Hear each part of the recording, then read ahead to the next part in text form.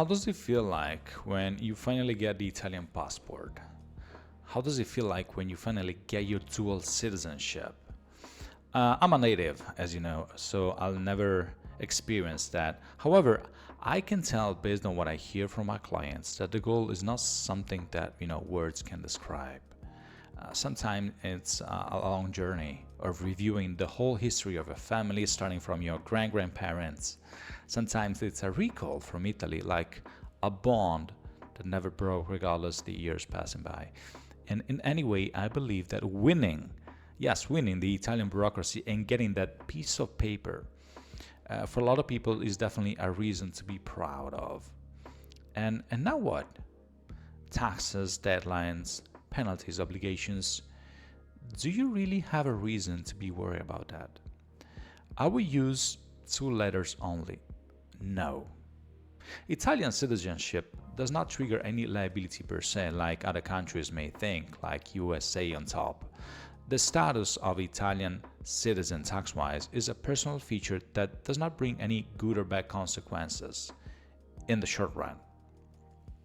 According to the Italian tax code, the tax residency is something you get or something you fall into only by spending more than 6 months in Italy, or let's say being listed as a permanent resident in Anagrafe for more than 6 months, or generally speaking, having the center of your life in Italy for more than 6 months in a given year.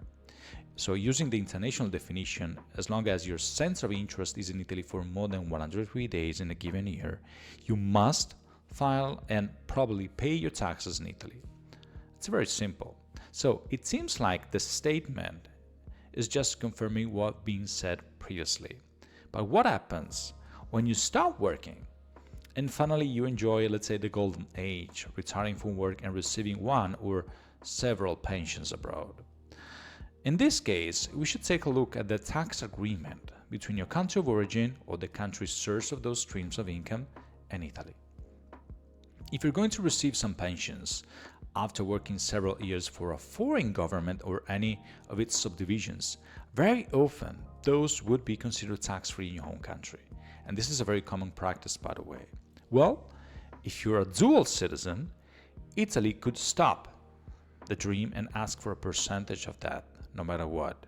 Not because they don't like you or because of your, let's say, last name, but following from Article 18 and 19 of the agreement in force. If you're a dual citizen, even government-related retirement income could be considered taxable in Italy. And by that, I'm referring to the IRPEF brackets, the incremental 23 to 43%.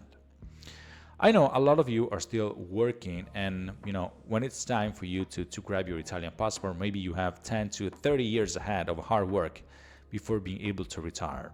But for once, please work and think on a very long run-oriented plan and try to figure out when and where you'd love to spend the second half of your life. And most of all, if you're willing to pay a certain percentage as a premium price for living in Italy. And as a numbers man, I would suggest a simple question: is it worth it?